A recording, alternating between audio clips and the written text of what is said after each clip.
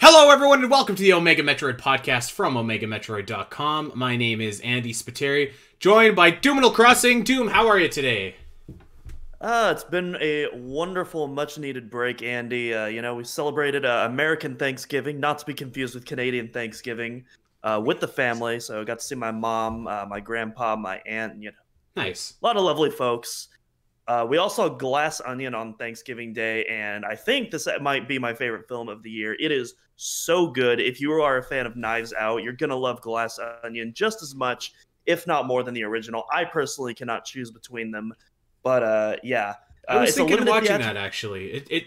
I thought that Knives Out was like a nice little movie, kind of like a throwback movie that just like, I don't know, it wasn't part of like a series, it wasn't a sequel, it wasn't like a remake of an old movie, it was just like a new, nice movie that was like competent and well done. Yeah, I love the first Knives Out. A nice little throwback whodunit murder mystery, Yeah. kind of in the vein of like a classical Agatha Christie novel or something like that. And yeah, Glass Onion. It's another take on that, and it feels. I mean, obviously, you have Daniel Craig returning again as Detective Benoit Blanc, but like, I mean, otherwise, the whole premise and everything about it is, it's an entirely new premise, a new murder mystery. The style it all goes down together. It's got Big Um, Dave Batista in it, too. Oh my God, Dave Batista is hilarious. The whole cast is wonderful in this film. Dave Batista and Catherine Hahn are my personal highlights. But yeah, the whole cast is just absolutely phenomenal. And Edward Norton too. Edward Norton is Mm. phenomenal in this movie. But I yeah, watched it's a limit. uh I watched a movie last night called The Harder They Fall, which is like a western, and it has Uh, Idris Elba in it. And Idris Elba's like very cool, like oh normally, yeah, but he was extra cool in this movie. He was like an outlaw, and he was pretty badass. And like nice. Regina King was in there, who was also an outlaw, and she was sweet. It was a very good movie. Zazie Beetz was in there, who I picked to play Navi in a Zelda movie. So yeah, it was a good movie. It's my weekend wasn't too relaxing though, unfortunately. I've done a lot of work this weekend for Zelda Dungeon, for Omega Metroid, for Virtual Theater. All crazy weekend, but I'm happy to be here and finally talking about the Metroid Prime bosses. I've been looking forward to this one for a while. We did have a special guest lined up, but stuff happens, so wasn't able to make it. So we're gonna rebook with that guest down the road, but that's okay because I think you and I have more than enough opinions about some of these bosses of Metroid Prime. So yeah, I'm excited for this one. I do want to say a shout out to something that I did yesterday, and it's something that we might have to steal in the future for Omega Metroid.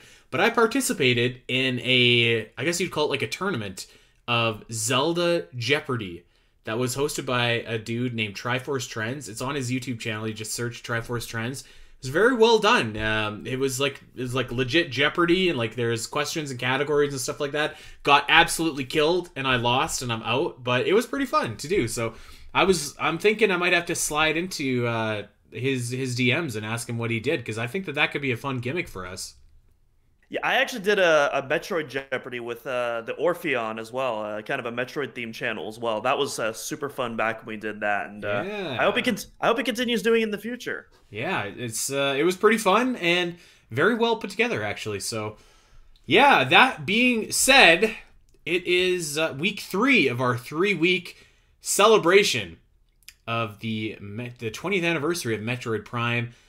We've said it a million times on this show, but I think that it just bears repeating. Man, what a legacy, what a game, what memories that we have with Metroid Prime.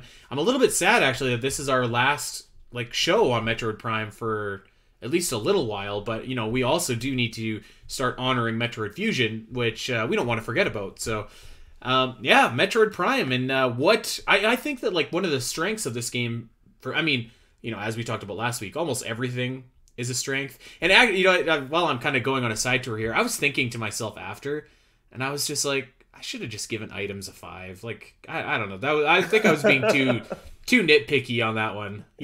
Sometimes when you're trying to look at something that's awesome, but like through a critical lens, you try and find something to pick out, so you're not Yeah, just saying like yeah. it's perfect, it's perfect, it's perfect. But come on, I don't know. I was just like, well, maybe Well, next no one's time. Well, hey, no one's perfect. No one's perfect. Not even Metroid Prime.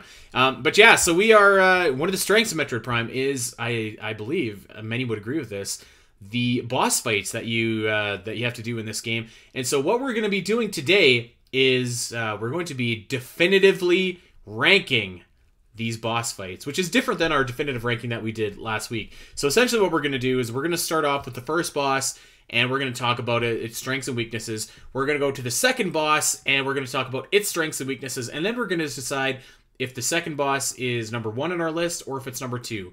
Then when we get to the third boss, we're going to decide if it goes at number 1, number 2, or number 3. And we're going to go down the list and just round out all of the bosses in Metroid Prime. And I'm looking forward to this because we've got, let's see here, 1, 2, 3, 4, 5, 6, 7. So there's like, I don't even want to go through them all. There's a lot of awesome bosses here. I'm excited to get going. And yeah, I think that this is going to be fantastic. So are we just like going into these all in order from where they appear and just kind of ranking it from there? Yeah, I think that we could. I think that we could do that. And so we're going to include the sub bosses as well. You know, and maybe I don't know. Do you want to go in order of appearance, or do you just kind of want to pick some at random? I feel like order of appearance would be easier, at least for me, at least. Okay, sure. Let's do that. So yeah, we got 1, 2, 3, 4, 5, 6, 7, 8, 9, 10 bosses if we include the sub bosses, which we are going to because why not? So yeah, let's get going here and let's just jump right into the action and start off with what actually may be one of the low-key most iconic and recognizable bosses in this series, and that is the Parasite Queen. Doom, what do you think? We've talked a little bit about Parasite Queen before on our Frigate Orpheon Mapping Metroid episode, but let's just give out that take again for anyone that may have missed that show. Yeah, I mean, I think you could easily say Smash is like the reason that the Parasite Queen is as prominent as it is today. But even before Smash, like I feel like this boss was kind of beloved in the community, and I totally see why. I think it's a perfect introductory boss. Obviously, like, you know, nowadays you could just plow through that thing in seconds, but Yeah. but even still, like the boss music is so awesome. The sound design on the Queen, like I love that noise that she makes when she does her acid breath. Like it sounds so fantastic. And again, there's that little cool scan thing that I can't remember what episode I talked about it, but it's the only instance, and I believe the entire trilogy, where you'll lock onto her stomach, but after you scan her and you read that her weak point is in the head, your aim will change to locking onto the head and you'll do more damage. It's such a cool feature, and yeah, it's a shame that none of the other bosses really extrapolated on that mechanic, because I thought that was awesome. But yeah, I'd say that Metroid Prime starts off with quite a banger. Yeah, I would agree with that. I mean, listen, it's a intro boss, and it's designed to not be necessarily challenging, but it's designed to show you how a lot of the different mechanics work in the actual game. So it's more it's more so about you learning how to strafe, you learning how to charge up, you learning how to shoot missiles, than it really is about you're ever in a serious danger of being defeated by the Parasite Queen, or at least that's what I feel like. So it does lose a little bit of points for that, but I think that you just look at like the cinematic nature of the battle. It's a very cool setting. This ship is going down, and it's going down because of this Parasite Queen, by the way.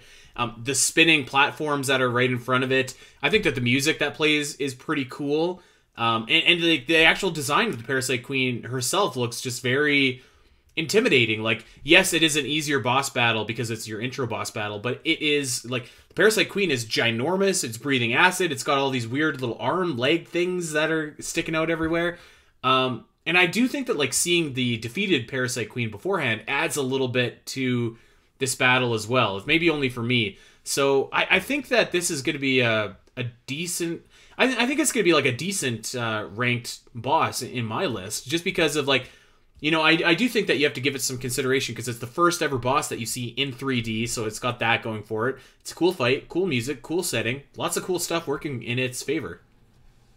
Yeah, it's also a really brilliant fight just because of the way the arena is designed. It's in a completely circular motion. There's a couple of other boss fights, like we'll talk about Flagra later, that has a similar kind of design to it. But it's really cool because right from the beginning, it teaches you all about circle strafing, which, classic FPS technique, but very, very important in dealing with enemies and bosses alike in the Prime games. So yeah.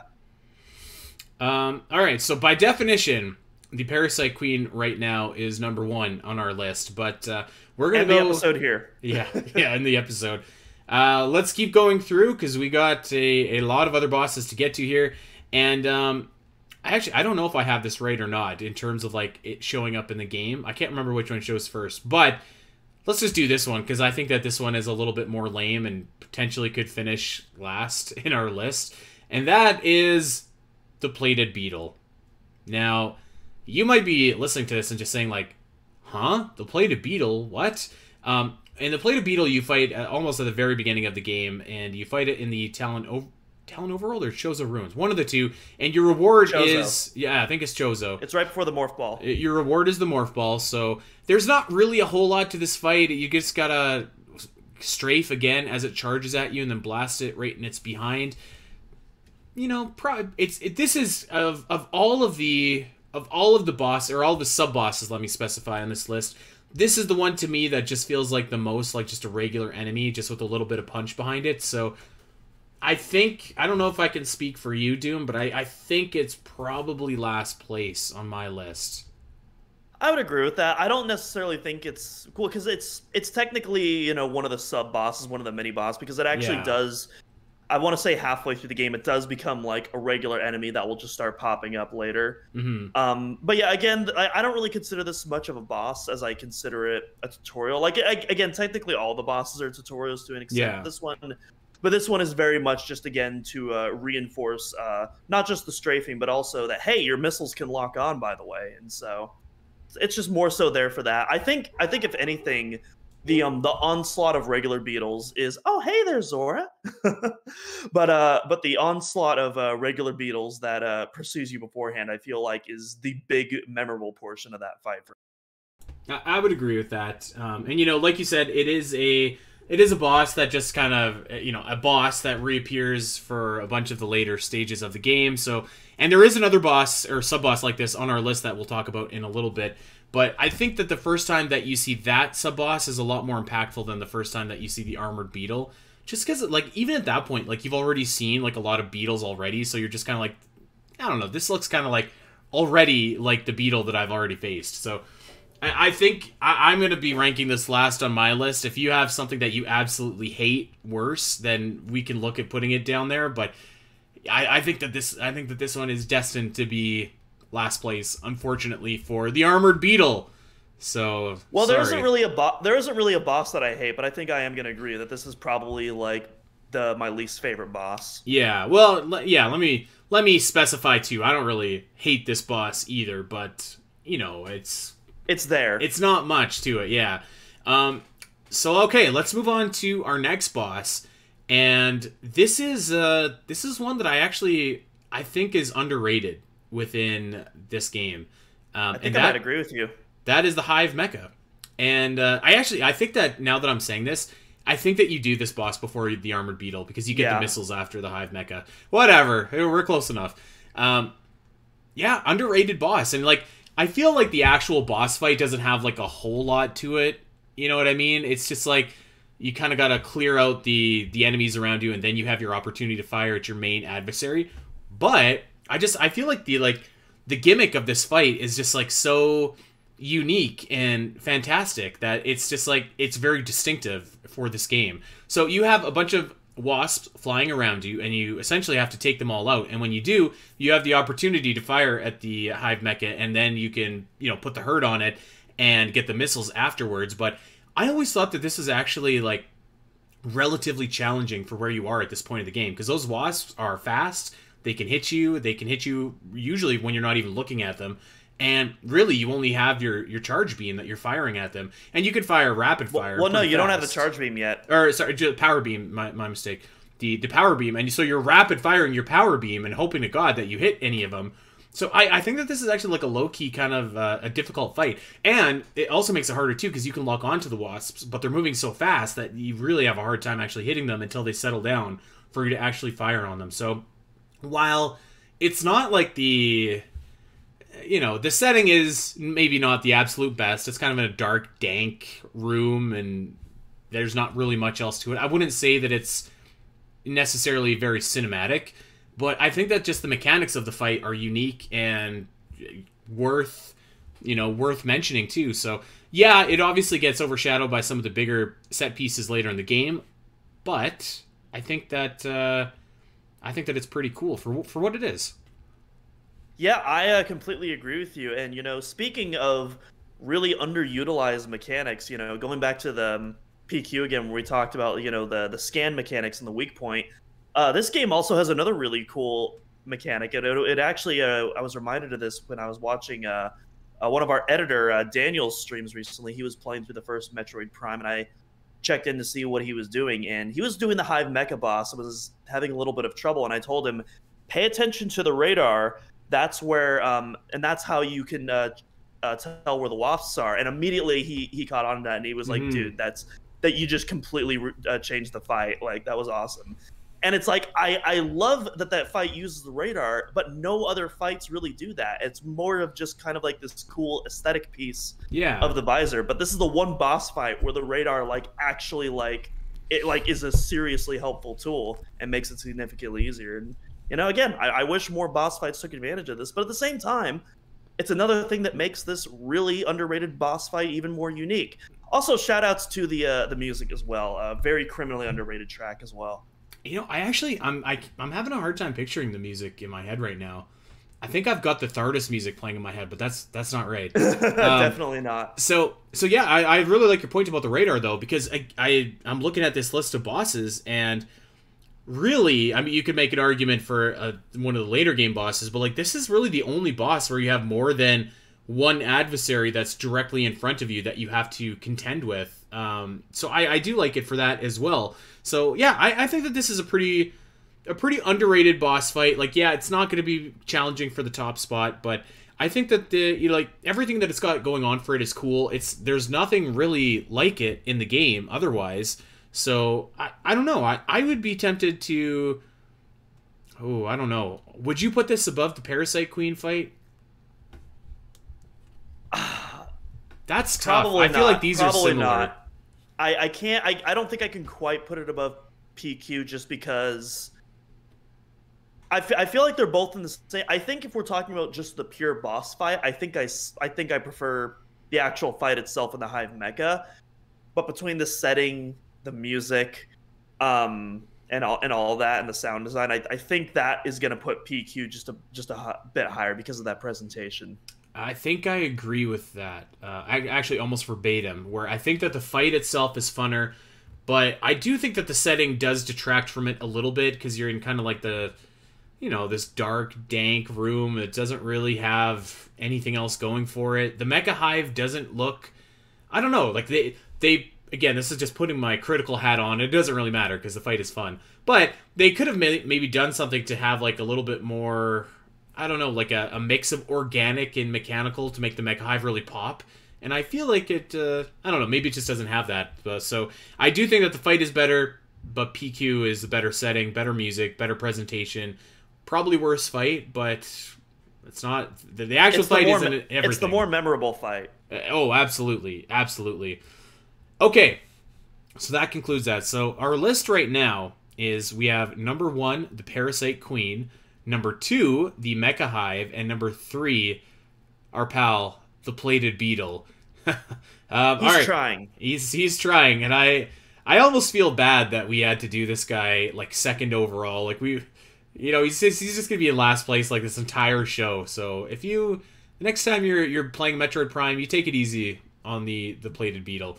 Okay, let's move on to the next boss. This is the Incinerator Drone. I went first the last couple times, Doom. You take it away. What do you think?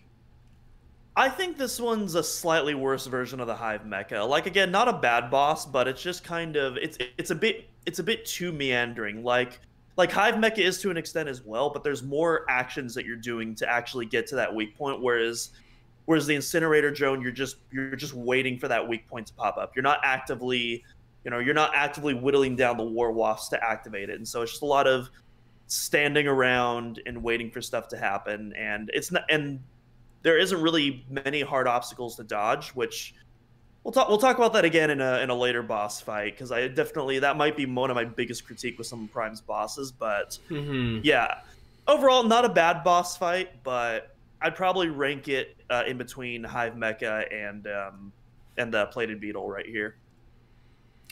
I was in between because I think I would rank it just above the Hive Mecha. But I do agree with what you said. Actually, I agree with everything that you said. But I think why I would put this above the Hive Mecha, and this is like clearly you're going to see this pattern develop with me over the course of this episode, and if you've ever listened to previous episodes like this, I think that the setting is a lot... It just feels a lot more, I don't know, robust to me than the setting for the Hive Mecha, or for the Mecha Hive. I just, there's something about like being trapped in this small room and you've got all these flames and like the lights going off the wall. I think that adds a lot to the presentation, where the Hive Mecha just kind of has like, again, I keep saying it, but it's like that dark, dank room with like the slightly crooked platform that you're on. And it's like, yeah, this is okay. I will say that I do think that the incinerator drone is at least kind of cool. Like when it is shooting out the flames and like it's kind of, you know, changing whether it's angling up, angling down, if it's just straight on. So it does give you some options. So while you are standing there waiting for the little siren or whatever it is on the top of it to pop out and shoot it. But I also do think that there's at least some kind of movement involved. Probably not as much, well, definitely not as much as with the Hive Mecha, but enough where it's not just like, you're just like completely standing around like waiting for, you know, this thing to pop out on the top of its head. I think that the actual incinerator drone looks kind of cool too, like when it's like that, it's just a piece of machinery. So I think it looks kind of cool. I don't know if I would argue for it strongly enough to be like above the Mecha Hive. I think that it was a cool concept, but they probably could have done a little bit more with it. And like, if there was fire coming out from the walls too, I think that would have been cool. Or like maybe some lava spills into the floor and like you have to jump on platforms at one point to avoid it. Something like that. Again, this is a very, very early boss. I want to say that you get the bombs after beating the incinerator drone. I think that's right. So, Yep. So, you know, we're still kind of easing our way in. And we have to keep in mind, again, first 3D Metroid, first time a lot of Metroid fans have ever played a first-person shooter. So like, easing people in is the name of the game here, but yeah, I think I would rank it above Mecha Hive, but I can't fight for it if you're particular about that either. It's just, I feel like kind of like, eh. Yeah, I would personally put Hive Mecha above it, but like, I'm also like, I'm not like vehemently going to fight for that, you know, so it's like whatever. I feel like they're very similar. Well, not similar mechanically, but like kind of similar bosses in that like they're both very early on. They're both still easy enough to let players finding their feet kind of get settled and get the items that you need to really start cooking in Metroid Prime. So I feel like in that way they're kind of similar. I know that it's definitely better than the Armored Beetle, so we'll give you that. I'll tell you what, I don't really feel strongly about it at all. So we can just put Parasite Queen. We can leave Parasite Queen at number 1. We can have the Mecha Hive at number 2, Incinerator Drone at number 3, and the Plated Beetle at number 4. That sound all right? Sounds good. All right. Let's get to our first heavy hitter boss. And I'm going to say I'm putting this at number 1 on our current list as it is right now. And that is Flagra. And this is... So I've talked about this before in Metroid, where one of the things that I really love about your classic Ridley battles in like the 2D series is like, it's just like, there's your enemy, you can hit him anywhere, and you just need to hit him enough times, and he's done. And I love that about those fights. And I kind of like that because I feel like there should be like a diversity to the amount of boss fights, or the type of boss fights that you have. And this fight, I feel like, is the complete opposite of that, which I kind of love about it, where it's like basically one big puzzle. It's not really a fight so much as it is just a puzzle, and you have to be quick enough to activate what you need to activate in the right amount of time. So I really love it for that. I don't know. I wouldn't necessarily say this is a very challenging fight, I don't think. But it's fun. I always have a lot of fun when I play it. The presentation is awesome. The sunroom with all of the, I don't even know, what would you call it? The light things that are shining down.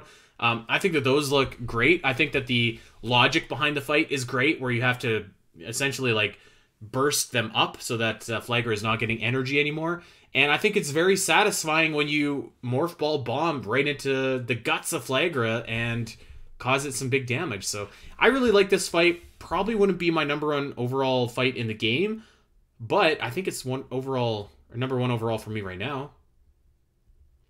So I have a bit of a hot take. I don't know if it's a spicy take, but I think it's a little warm. Low key, this might be my favorite boss in the game. I love this fight so much. Okay.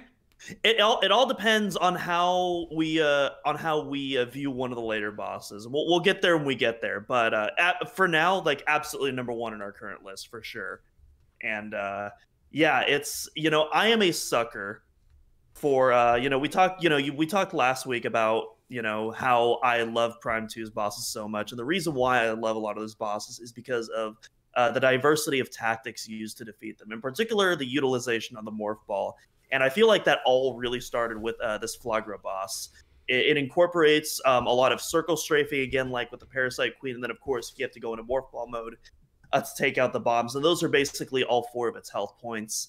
On top of that, you have Flagra is one of the sickest enemy designs in the game. Like, Very I think cool. It looks so disgusting, so grotesque. You have this almost organic hybrid plant with like these weird knife arms like grafted to it. It's such a bizarre looking Lovecraftian horror, and I'm absolutely in love with it.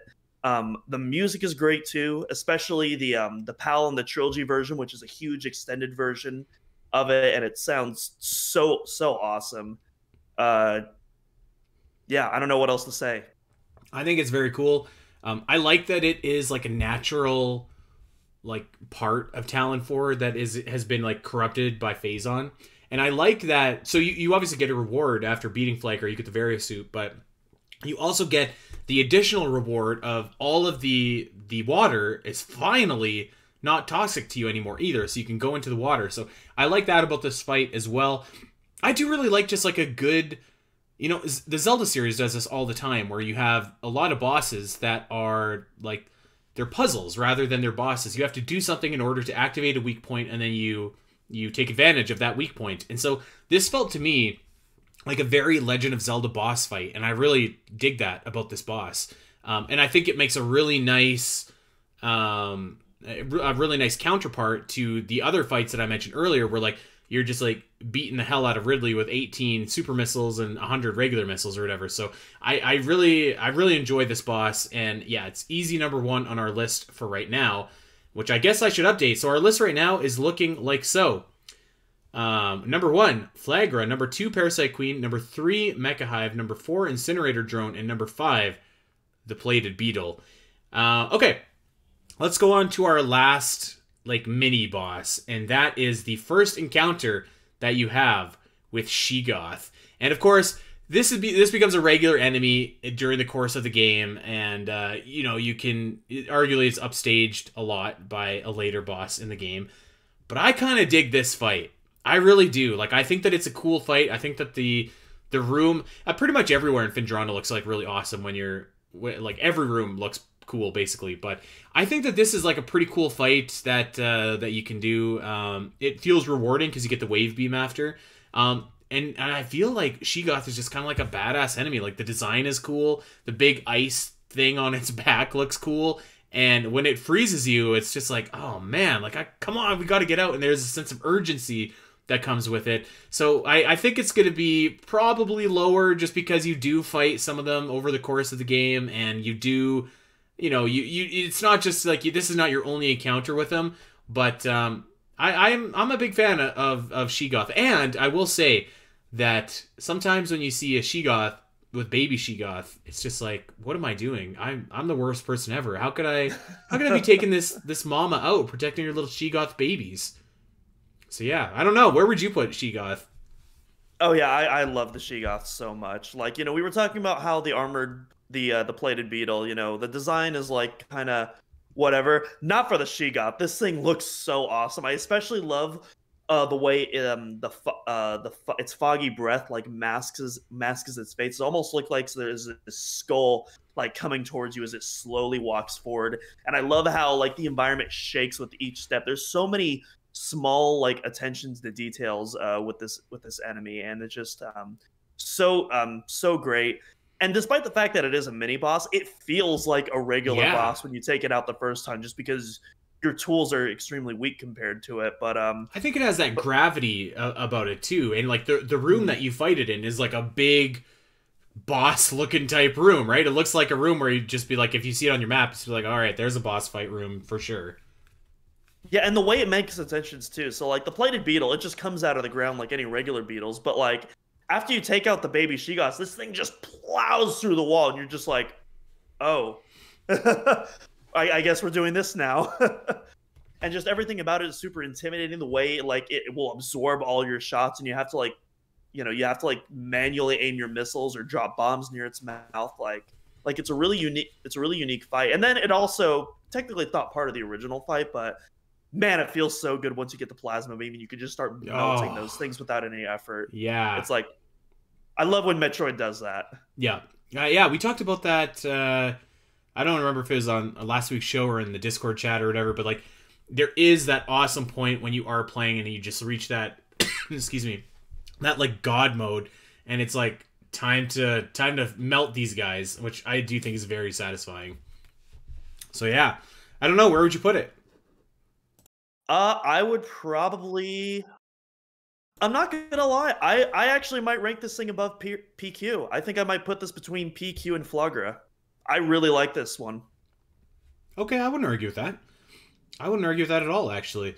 I was gonna say maybe under PQ, but I'm totally fine with putting it under PQ as well. Like I'm totally because we compromised on Hive Mecha and Incinerator. I'm totally willing to compromise on. No, but I feel like I kind of like that because I feel like it's bold, and like the temptation is to rank it a little bit lower because it is, a mini boss, and you do see some of them later. But like I do feel like when you go into that room and you first see Sheegoth, it does have the same kind of presentation as like when you go in and fight like a regular boss. So, like it feels like there's some weight, it feels like there's some heft, it feels like you're in for a big fight, which you are at that point in the game. So I'm actually okay ranking it above Parasite Queen, like because I think that what really makes Parasite Queen jump up our list isn't the fight, but it's the setting. But I feel like the setting of this fight is cool as well. Yeah. All right, so there we go. We got on our list so far, number 1 is Flagra, number 2 is Sheegoth, number 3 is Parasite Queen, number 4 is Mecha Hive, number 5 Incinerator Drone, and number 6, I don't even want to say his name anymore, the Plated Beetle. He's gonna be there the whole time, this poor guy. Okay, let's move on to a heavy hitter. I feel like I want your opinion first. All right. I'm sorry. I didn't even say it. I'm talking about Thardus, by the way. I'm talking about Thardus. I was about to say, like, I feel like we're going into Thardus because I'm pretty sure that's the next boss. I was like, dude, why aren't you saying anything? Oh wait, I didn't say what boss we're on. Yeah, we're talking about Thardus. Spoiler: I love this boss battle, but I'm curious to see where you rank it, Mr. Doomino Crossing. Certified Hood Classic. I mean, I was about to say who doesn't love Thardus, but I have indeed seen people who think this boss is overrated, and they are incorrect. Really? Thordis is yeah. Particularly, I don't want to call any names because they're awesome and it's not necessary. But like I have seen people who they're not a fan of how the boss freezes you, and they don't and all that. I personally think the freezing is a wonderful punishment because again, this is another boss. By this time, the game has really hammered into the importance of circle strafing, and this is the first boss that really punishes you if you don't circle strafe. And so I think it's and you don't even have to necessarily circle strafe. You can also space jump over it as well. So it's a pretty easy attack to avoid, and it's just a reminder like, hey, get these down because you're gonna need them later, and we're about to lay down some pretty heavy consequences if you don't get it through your skull. But the music is really kick ass. One of the best boss themes in the game, in my opinion. Absolutely love it. The design, I didn't realize just how heavily inspired it was by Galaxy Quest until I saw that recently, and so So I thought that was pretty funny making those connections. And multiple retro devs that our friend Kiwi Talks has interviewed has even talked about those connections as well. So I thought that was really cool. But yeah, everything about this, it's a cool fight. It's a cool mechanic that utilizes the thermal visor. It looks awesome. The music is awesome. And you get one of the best items, if not the best item in the game after you defeat it. Yeah. Yeah. Okay. Well, I'm glad we're on the same page. You know, it's funny. I don't ever see anybody talking about this boss fight, really. I see a lot of people, at least in our circle, that talk about, wrong game, but Quadraxis comes up a lot as like a really awesome fight. A lot of people talk about Meta Ridley, of course, as an awesome fight. Metroid Prime. I don't see a lot of people talking about Thardus, and maybe I'm just not paying attention, but this might be one of my favorite boss fights in the game. This might be my favorite boss fight in the game. It's so awesome. Yes, you do get frozen for sure, and it is sometimes very hard to dodge. But I feel like I really like that. The thing about this boss fight that I really love is like it's kind of the opposite of what we were talking about with Flagger, where like that one was a puzzle that you needed to meticulously do in order to defeat this boss, whereas this one just feels like a brawl. But not like the Ridley type where you're just firing missiles willy-nilly. Like it feels like a brawl, but you also have to use your head. And it feels like Thardus is over you like the entire time. Like you can never put that much space in between you and Thardus, which is just like, oh my god, like get away from me, guy. Which makes it when he's throwing ice at you all the more awesome, and you get frozen because it's just like, oh, like I know better. Like I gotta get away from him. So I really love, like, it does feel like a close combat, close quarters fight, even though you're in this massive arena. And that's a cool room too, because it really is just like an arena. You see it on your map. It's a big circle. You're like, well, I think there's something waiting for me there, and there absolutely is. The design of Thardus is awesome. He looks like an awesome stone talus from Breath of the Wild, and he's cooler than any of those guys too, by the way. And I do love how, you do have to use your visor, hone in, and examine the weak point. But it's not like you get like a lot of breathing room in order to do that. Like you have to do that kind of on the fly. Like a lot of bosses, when it's time for you to attack them, will sit there and they'll like taunt at you or something like that, or something stupid, right? Thardus doesn't really do that. He's just kind of like going, and like you gotta dodge the ice, you gotta dodge him rolling around the arena, and you've gotta fire when it is appropriate to fire. So I really like this fight. It's the hardest boss fight in the game, I think, towards this point, for sure. Oh yeah. Maybe not the hardest boss in the game, but I think it's one of them, just, for where you are with the amount of equipment that you have in this game. So for everything that you already said, the music, the presentation, the item that you get after, I really, really like this boss battle. I could see it ending up at number 1 on my list overall here. And I'm going to put it number 1 on my list. I'm going to put it above Flagra. I don't know what your head is at or where your head is at, but I'm thinking Thardus is going pretty high. Yeah, I'd put Flagra above on my list, but Thardus is like easily like a number 2 so far. And I feel like Thardus is going to be in the top 5 spot when we finish this whole list out, because I really like this boss. And also another thing I'd love to point out is this is the first boss that really feels like you've entered the gauntlet, because like most of the bosses at this point you can defeat relatively easy. Thardus is one that even if you're speedrunning the game, this one's going to take a little bit more time to take down, and it really does feel like it really does feel like this long-term engagement, which I really enjoy when done properly. It just feels like a fight, and that sounds simple, but like when you have a boss battle and it feels like a brawl, it's so satisfying. Like that's why I love the Ridley Super Metroid fight so much. Is just because like that is just like a big hoss fight, like between two big behemoths, and this is kind of similar.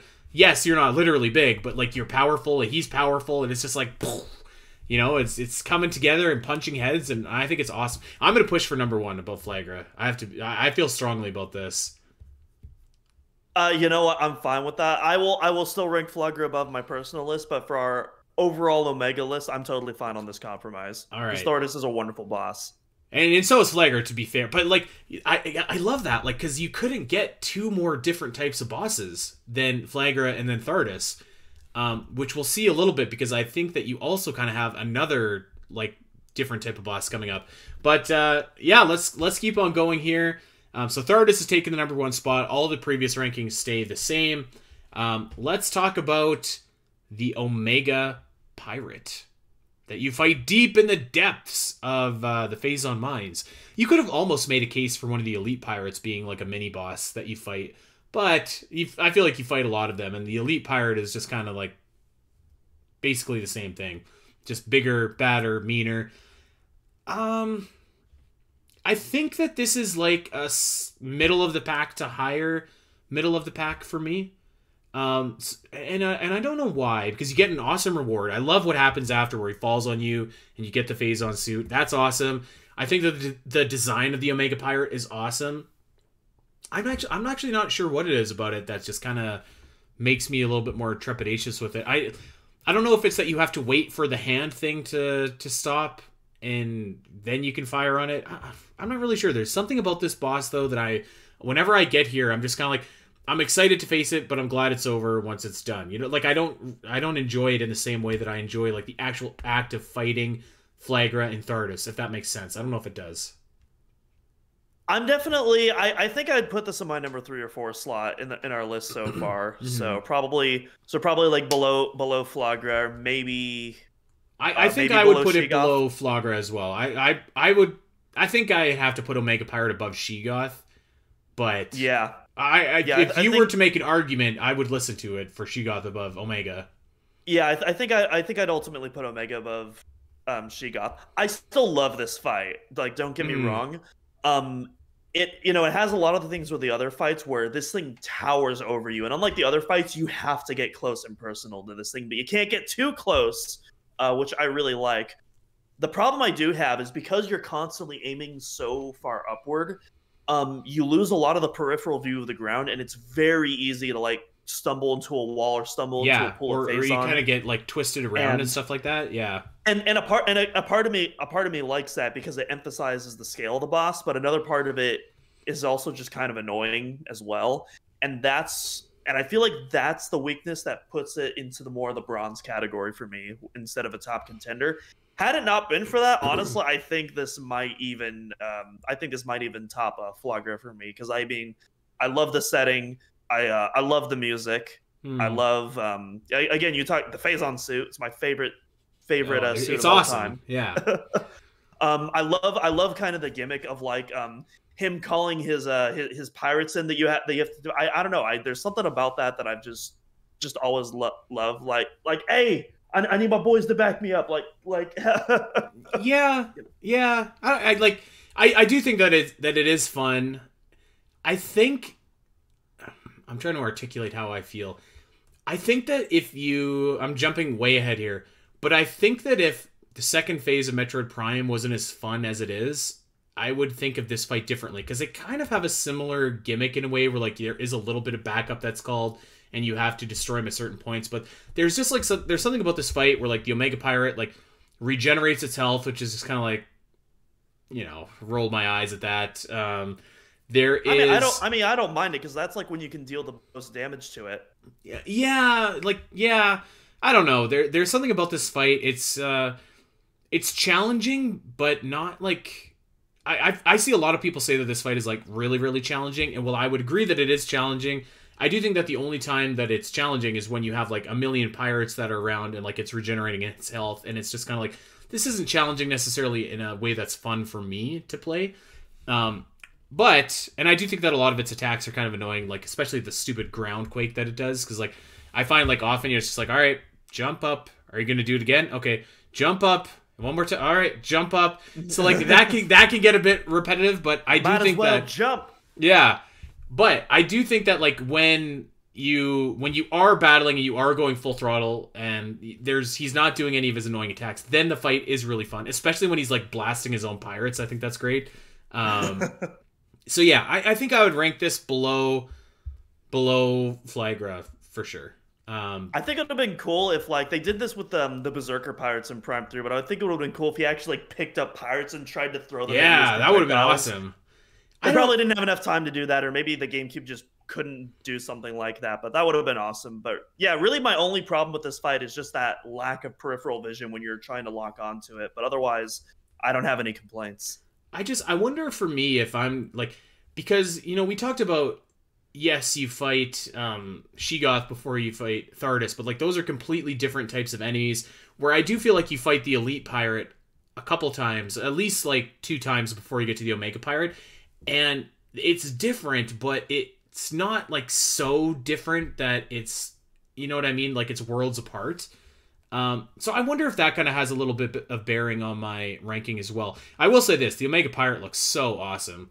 So awesome. And it is satisfying, like, bursting his muscles, like, one by one. So, take that for what it's worth. I feel like I kind of dumped on the Omega Pirate. I really do like that fight, but there's something about it that just keeps it from being, like, the top tier fight for me. Which, because I feel like for a lot of people, I think this is, like, a top tier fight in the game. Where I would probably say it's more, like, higher middle of the pack for me. Mm-hmm. So, I would say it's like between mid and high tier for me. Like, again, it's a solid bronze medal. Okay, all right. Well, let's go over these rankings here because they have changed. So number 1, we've got Thardus. Number 2, we've got Flagra. Number 3, we've got the Omega Pirate. Number 4 is Sheogoth. Number 5, Parasite Queen. Number 6, the Mecha Hive. Number 7, Incinerator Drone. Number 8, Plated Beetle. And here we go. This is the one that everybody's been wanting to hear this entire show, and we're finally here. And it's Meta Ridley. Now, let's talk about the positives of this fight before we dive into the other half. Because I feel like this is a very, very divisive fight among some Metroid fans. Or maybe it's just me. I don't know. But, positives. Atmosphere is awesome. You're at the Artifact Temple. Ridley comes in and destroys everything. Absolutely fantastic. The music...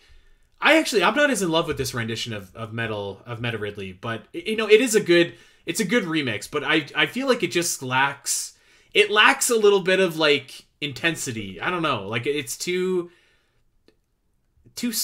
quiet almost. Like I want like a heart pumping boss battle, and this one is more like mechanical and more, I don't know, and that probably makes sense. But anyways, this was supposed to be positives. So the music is fine, but it's not like A+ for me. But it does have good music. So we got a good setting, we got good music, and I would say that the second half of this boss fight is pretty fun. However, I do think that this is not my favorite Ridley fight because of reasons that we've talked about before. When you are fighting Ridley, like especially in the first phase when he has his wings, there are just like large sections of time where you are standing around doing nothing. You're not moving. You're not doing anything other than just watching him fly around in the distance and waiting for him to come back. And this happens like repeatedly over and over and over again in this fight. And sometimes he'll finally fly back and dive bomb you and then just keep flying. And it's like, come on. So I do think that this fight takes like a long time to really get cooking. And the atmosphere and the music aren't enough to make up for that for me. Especially when, and I know this isn't fair, but especially when I compare that to some of my absolute favorite Ridley fights in the past, where like Super Metroid, I've talked about a bunch of times, like that's just such an awesome brawl that I loved it. Or Proteus Ridley, which is kind of like a brawl, but there is also some strategy to be found there as well. So I do think that like this isn't the strongest Ridley fight. I don't think it's the strongest fight in the game. I don't know. Where would you rank it, Doom? All right, this is the real spicy take. Are you ready for this? I think this is near the bottom of the list for me. I think this is not I wasn't expecting that. I think I'm going to put only the Plated Beetle lower than Meta Ridley. That's how low I'm putting this fight. I'm not a well, again, there's not a single boss that I absolutely hated in this game, but like for a Ridley fight, I think that this absolutely just fails to deliver on so many fronts. I think aside from NES Ridley, I think this might be my least favorite Ridley fight, if I'm being completely honest. Wow. One of the very first episodes Dak and I did, we were ranking the Ridley fights, and he was pushing for this for number 1 overall. I was pushing for Super. We never did get a tiebreaker, Doom. So what you're saying now is like the 10th episode of Omega Metroid, we can go back and declare Ridley from Super the winner. I would absolutely put Super above it. Super, I would agree with you. Super is one of the better ones. Not my personal favorite, but like it's definitely like near the top of the Really quickly, this is completely off topic, and I'm putting you on the spot here. Give me your Ridley fights. Top Ridley fights.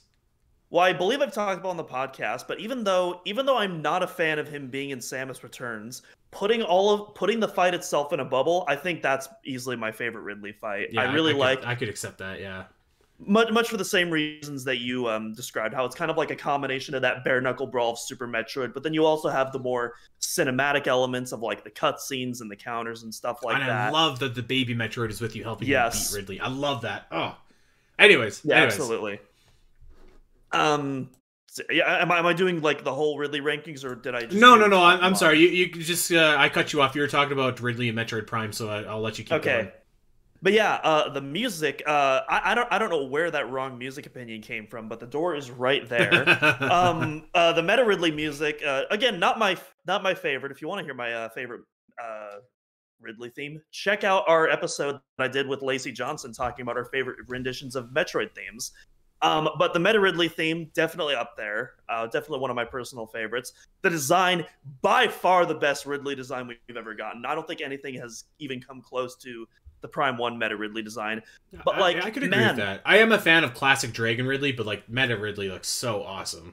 Yeah, I'm so glad First Four Figures did a statue of him. It looks so awesome. But man, this fight, I talked a lot about, the incinerator drone, about, standing around, meandering and waiting. But man, Meta Ridley, like by far of all the fights in the game, there's so much standing around and waiting for stuff to happen.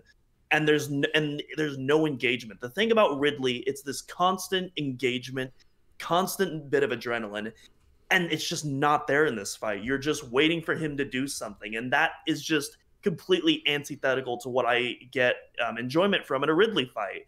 The second phase, it's okay. I don't think I'd go as far as you to where I'd say, oh, the second phase is so good. It's fine, but again, I feel like they could have done more with it. Yeah. The thing about the second phase is like, even in the second phase, like you're still kind of standing around waiting a lot for Ridley to like get his claw back and charge at you. And at least when he's charging at you, you can dodge, and like that feels a little bit intense. But like then he'll kind of do that stupid thing like I was just talking about with Thardus, where like Ridley will stop and he'll be like, ah, and he'll like breathe fire or whatever into the air, and it's like, all right, well, I guess it's time to shoot you now. So it feels like kind of forced in a way. Like I was gonna say, I think Omega Ridley in Prime 3 is like the fully realized version of what this Meta Ridley fight should have been, because he does fly around a lot of that fight. He does take it to the ground, and I just think, again, though, that fight is significantly more engaging, and you also get to use a lot more of your stuff, like the grapple lasso and stuff, which is pretty fun. You get to use the X-ray visor in that fight as well. So I personally think the Omega Ridley fight does everything better than the Meta Ridley fight in terms of like how you actually take him on. But it's a much smaller arena too that you're fighting in, which is a drawback of this. Like it's a strength and a weakness, because it's the strength, like the vista that you're fighting over looks awesome and it looks fantastic, and the Artifact Temple was a beautiful sight. And Ridley is kind of like desecrated, but it's just like, God, it's like I think he's over by the mountain over there. I don't know. I can't see him. And then you lose your target lock, and it's just like there's so much waiting. And like I think that the second phase is certainly better, but even like the second phase starts when I don't think it's a 50-50 split, is it? Like I think it's like 60 or 65% of his health has to be gone before you get to the second phase where his wings pop off. So that, even getting to there, is just like, oh my God, it feels like it's taking forever. And even then, it's not as intense as I might like to see from a Ridley boss battle, especially one that's kind of like you've been building up to for the duration of the game. Now, obviously, we're being overly critical. Like the fight itself is mostly fine. Like it's still a fun fight, cinematic, or whatever. But I don't know. Like I think for a lot of players, like the fact that it's Ridley just makes up for a lot of the shortcomings of this fight, and I can understand that definitely. Because there's more heft to fighting Ridley than there is to fighting Thardus or fighting Flag or people you've never heard of or creatures you've never heard of.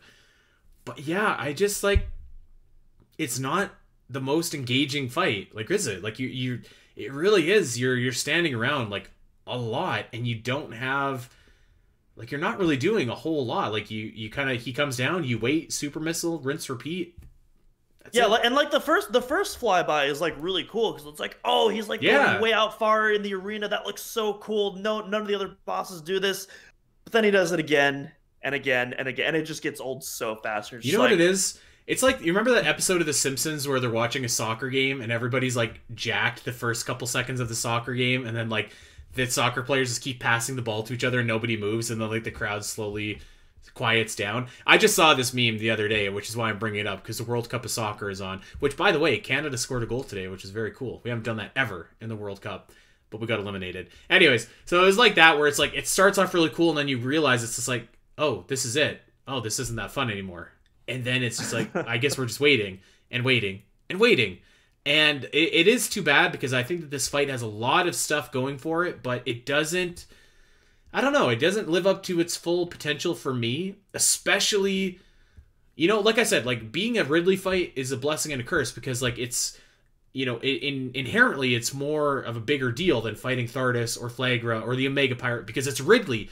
But then you also have all of these other awesome Ridley fights that you can compare it to, where it's just like, yeah, this fight isn't all that good. It's not as good as Super. It's not as good as Samus Returns, or it's not as good as Corruption. So it's kind of a double-edged sword, and I feel like, unfortunately, Meta Ridley just doesn't stack up. And you know what, that music, it's okay. It's just okay. It's missing some punch. You know what? It doesn't have any oomph. You're a music guy. You know what I'm talking about. It has no oomph. I disagree. It's very percussive influence. Like typically the Ridley themes are more melodically influenced, but this one is very much on the percussive side, which I really like. So you said it, brother. All right, so you're gonna rank this like second to last. I'm ranking this below Incinerator Drone. That's me. I'm willing to compromise on the exact ranking. We have to compromise, because I won't do that. As long as it's in the second half. I'm willing to compromise as long as it's still in the second half. I would be willing to put Meta Ridley below Parasite Queen. I'm fine with that. That feels so criminal. Like, that feels criminal, but like the fight is, if I'm looking, I'm just like, okay, like I think that the Sheegoth fight was really fun and like really, you know, and like certainly Omega Pirate and Flagra and Thardus are like certainly above this. Parasite Queen, like, at least that was kind of teaching me how to play the game, and the setting was cool, and the music had some oomph to it, you know, technical terms. So, you know, people say that they dread doing the artifact hunts. The artifact hunts is way more fun than this boss battle. I'll just say that. I love the artifact hunts. I don't know what people's big deal with that is. God, I just feel like we should be like looking over our shoulders though, ranking this fight that low. I don't know. I'm waiting for Dax's apparition to just come and haunt my house for the rest of my life. Oh, man. Okay, I have a question for you. Do you want to break Metroid Prime into Phase 1 and Phase 2? So, I'm glad you brought this up. Because I kind of do. Because depending on how we do this is going to drastically change the way that I rank this fight. Maybe we can do, but how about this? Let's break them down into Phase 1 and Phase 2, and then we can see what you would have thought of if we didn't do that. How about that? Okay, I think that's fair, yeah.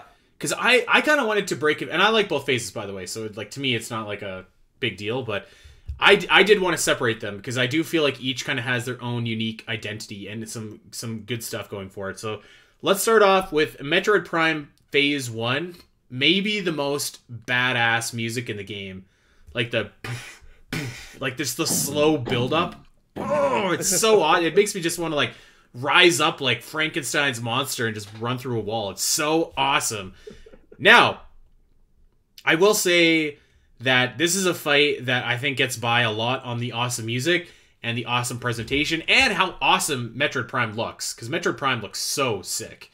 And man, if they remake that game, they got to do an amiibo of Metroid Prime. Like the Guardian amiibo they did for Breath of the Wild. That'd be so awesome.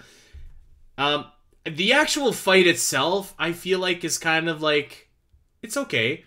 There's not like a whole lot to it, really. You obviously have to switch between your beams a lot, take out like the little flying orbs that are coming at you a lot, and avoid Metroid Prime when he's charging at you a lot. But there's really not like there's some random fire and stuff after that. He has that one move where he kind of sucks you in and you have to get out. But like, I feel like there's not like a whole lot to this fight. But at least for me, the fight really gets by just based on its cinematics, its presentation, its music, and I guess the aura that the fight creates. Would you agree with that? For sure. But I'm also so I'm going to both agree and disagree. I agree on like the overall atmosphere and the aura, but I'm gonna disagree because I actually do think that this fight is one of the best in the game. So best, in fact, that because we're ranking this solo without the second phase, I think I'm putting this on my personal list. I'm putting this above Flugger even. This is, I think, is the game's best fight. I love, first of all, this is such a unique style of arena. You know, typically in this game you'll have very circular arenas. Sometimes you're limited to like a ring shape. Sometimes you have access to the whole arena, but they're typically dome shaped. This one is like shaped like a very narrow rectangle. And so you have a lot of distance between you and Prime, but you don't have a lot of distance to strafe. And so you have to really take some time to get adjusted to that. You also have little bits of cover that you can use, destructible cover at that you can use in like the first like little burrow that it goes into. But as you progress through the fight, soon before you know, you'll have absolutely no cover at all. So I think it's like these really cool like subtle training wheels to get you more and more adjusted to the fight as it goes on. But yeah, this thing has a diverse range of attacks.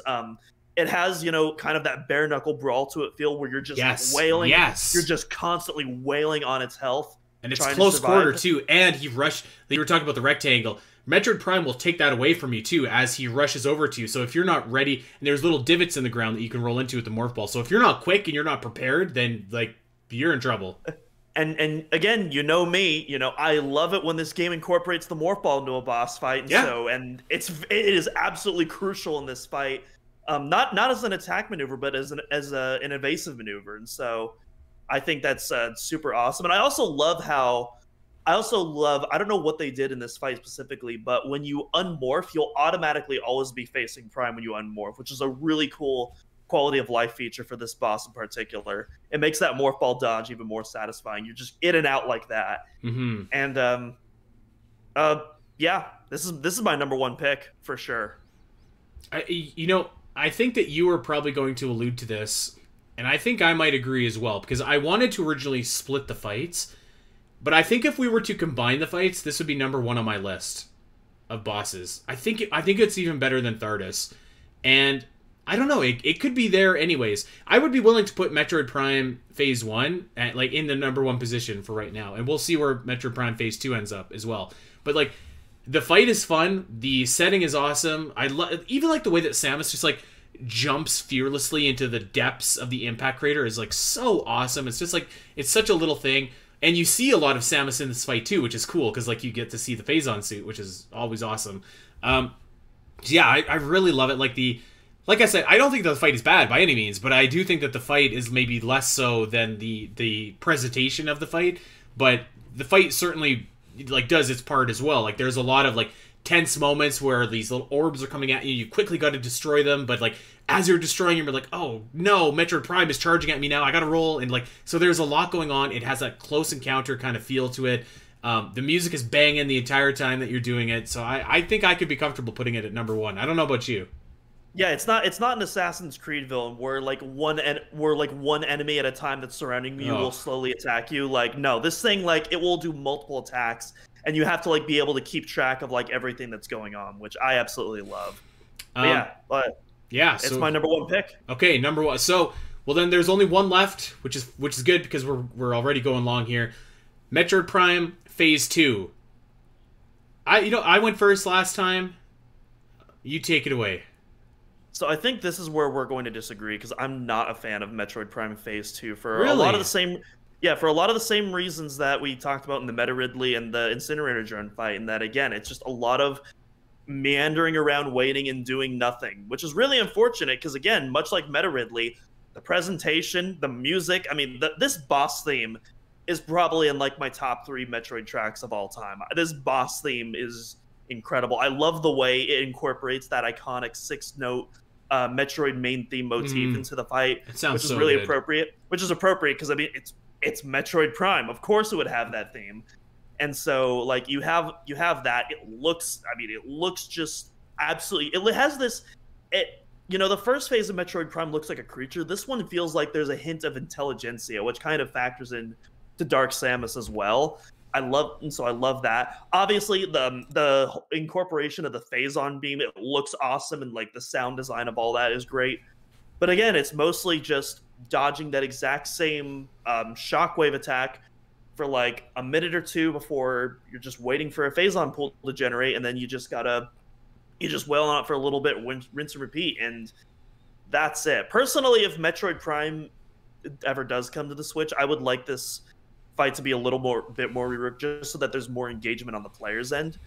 But yeah, otherwise, I think I would put this just above Meta Ridley and Incinerator Drone. Well, I'm not going to agree with you, but I don't disagree inherently with the point that you're making, where you are standing around waiting for Metroid Prime to drop like a pool of Phazon. But what I do think is important here is kind of the context and the theme of where we're at in the game. And maybe this is unfair because I took it away. I took this context away from Meta Ridley, but I do think like I'm going to allow it some consideration because first of all, like you said, the music is awesome. Metroid Prime looks awesome, and it looks even cooler because then in Metroid Prime 2, when Dark Samus is at the end of the game, it looks kind of like this. So I love the way that Metroid Prime looks, and there's something to be said about a game that forces you to use like all of the skills that you've acquired at the end of the game in order to actually defeat the boss. So the first phase of Metroid Prime, we used all of our beams, and that was great. Now we're using all of our visors to be able to actually track down where Metroid Prime is, and I do feel like that kind of like takes away some of the time in between attacks that Metroid Prime does, because it's like, where did it go? What visor do I need to be in? And I think that one thing that also helps in that regard too is like, as you progress in the fight, like Metroid Prime starts to summon Metroids to come at you, and they're fission Metroids at that, so like they're very difficult to get rid of. So I feel like that adds some Power extra bombs. Well, I mean, yeah, but like I feel like that adds some extra like panache and some intensity to what you're doing at the end. Like obviously you can get on a pool of Phazon and blast them into next week, or you can power bomb them and you can get rid of them. But like I really like that you're fighting Metroids in the final boss. Like even like obviously Metroid Prime, but just like regular Metroids too. Like I feel like that adds a little something for me. And I like there is a very rewarding feeling when you do step on that Phazon pool and you lock onto Metroid Prime and it's like and you're just like, it's amazing. I love it. It's awesome. I feel like that is very rewarding. So that I can see your critique about like, yes, like he does the ground pound a lot and you have to jump over that and jump over that and jump over that.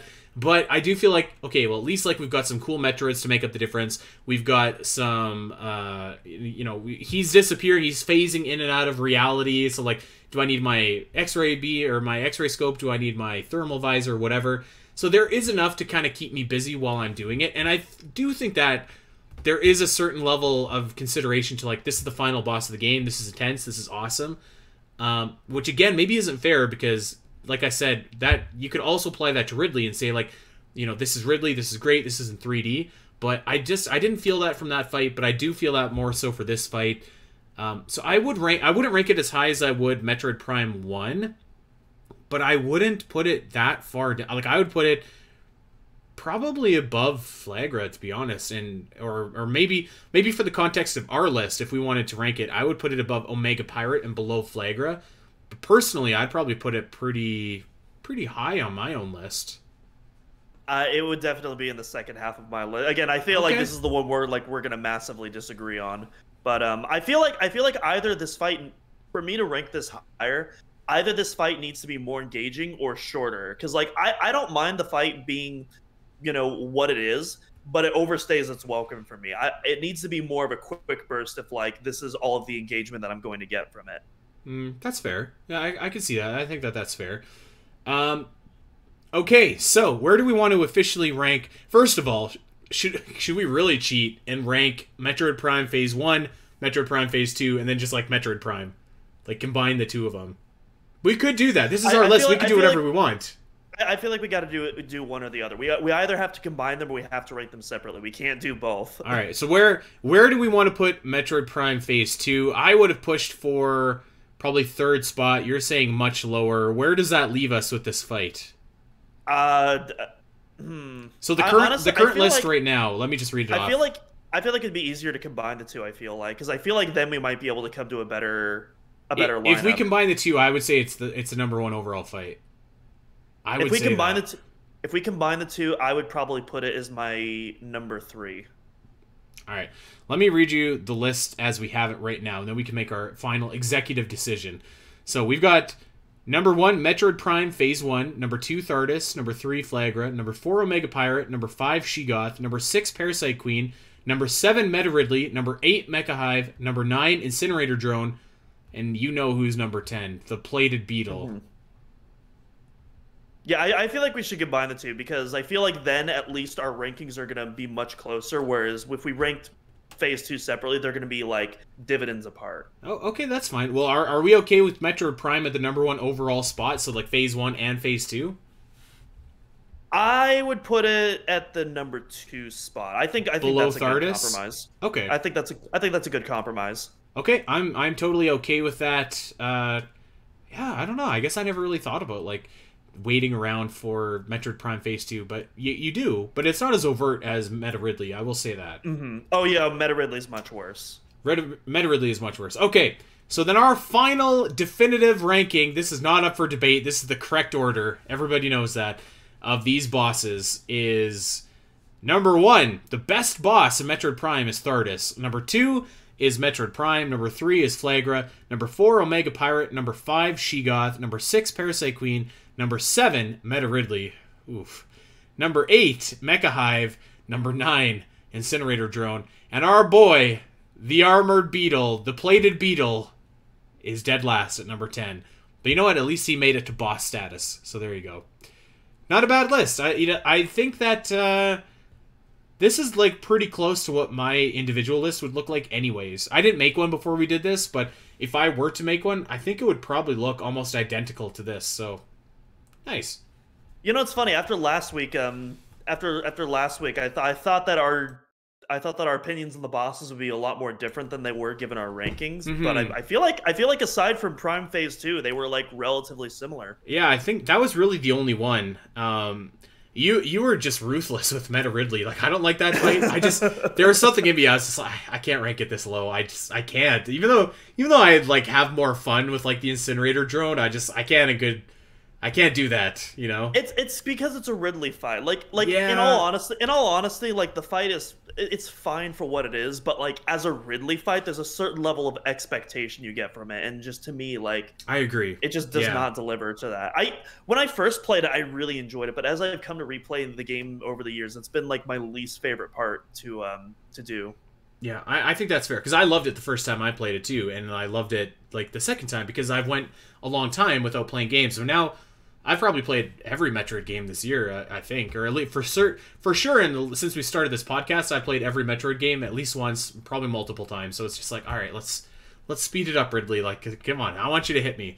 So yeah, I like this list. Of course, we want to know what your list looks like. And my goodness, if you haven't played Metroid Prime in a long time, what better time than now? The 20-year anniversary was just a couple weeks ago, and this game has aged like fine wine. Whether you're playing tank controls, whether you're playing Trilogy, whether you're playing it other means, so awesome, so incredible. I love this game, and I hope that everybody enjoyed our retrospective, looking back the last couple weeks on the various aspects of Metroid Prime. We're not done talking about Metroid Prime, of course. We'll talk about it again in the future, but we are going to put a bow on it at least for right now.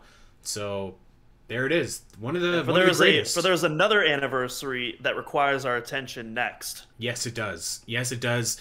And I'm looking forward to that anniversary. The next 3 weeks are all about Metroid Fusion. So that is going to be a lot of fun. And Metroid Fusion is one of the games that my opinion on has swayed so much over the years. So much, like in both directions. So I'm really looking forward to talking about that with you guys. But that is next week, and until then, you guys, we're going to get out of here. Of course, we want you to check us out over on Twitter, at Spateri316, at DoomLacrosse, at Omega Metroid Pod. And you know what? We joined Hive, too. We're at Omega Metroid over on Hive. I don't know if we're ever going to use it, but if Twitter just burns to the ground, check us out over on Hive. And I'm on Hive, too, by the way. I'm at Spateri316. So, I don't know. We could figure out what that app is all about. I'm not really sure still. Anyways, and of course, OmegaMetroid.com, you know that's not going anywhere, and that's got all your Metroid needs, guides, news, blah, blah, blah, all the good stuff. You know exactly what the drill there is. We are going to get out of here, but we will see you next week, and we want you to have a great rest of your day, and fire up Metroid Fusion and get ready for the next 3 weeks, because we are going hard into that adventure aboard the BSL. Until then, everybody, take care.